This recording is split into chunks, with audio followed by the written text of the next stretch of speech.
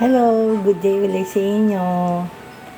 Ngayon, after namin mag-walk, everyday, pupunta ako sa palengke. Yan ang pinaka-routine namin.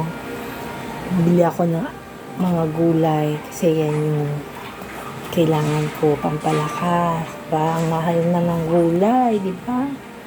Yung talong, 110, botchoy, 200 per kilo.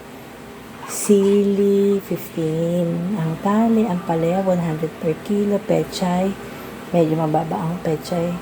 Pechay is 15 din ang tali. Okra is 130.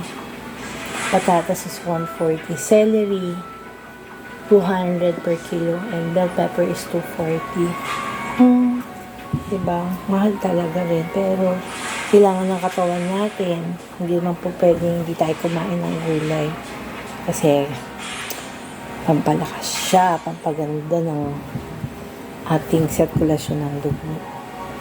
Ngayon, ikikip ko na siya sa mga storage ko para every time na gagamitin ko siya or kakainin ko siya, kuha lang ako ng kuha at saka hindi siya madaling masira. Ayan, itong sili ginagawa ko, mga sili, talong, dahon ng ampalaya, sabay-sabay ko yan niluluto. Tapos nun, yung pinaglagaan niya, yun yung magiging tsa ako, diba? Pwede naman. Instead, magkakape ako. Pwede pa naman ako magkape. Gagawin ko na lang. Yung pinaglagaan ng mga dahon-dahon, gagawin ko siyang tsaa. All naturals. Pag hindi naman ako maglalaga ng gulay, gawin ko, tutorta ako. Diba? Tortang gulay. Kasi, tangan ko to. Nahugasan ko na siya. Pag naguhugas ako, siguro 2 beses kung hugasan. Tapos ibababad ko na sa suka. Babad ko muna siya. Tapos, ayun na. Pali 3 beses. Diba? Para malinis.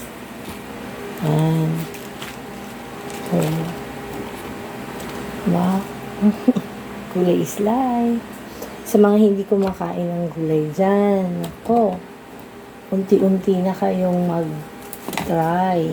Kasi, ito ang maganda sa digestive system natin.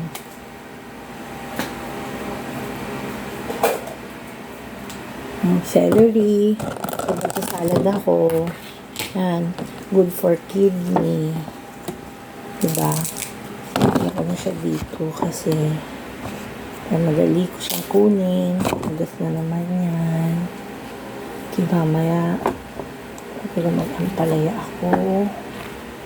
Pero today nagluto si Vanky nag-request ako sa kanya ng sinigang na buto-buto. Tapos nilagyan niya ng napakaraming kulay din naman. Eto, meron pa siyang ganyan, pechay. Nilaga pala. Pali mali. Nilaga.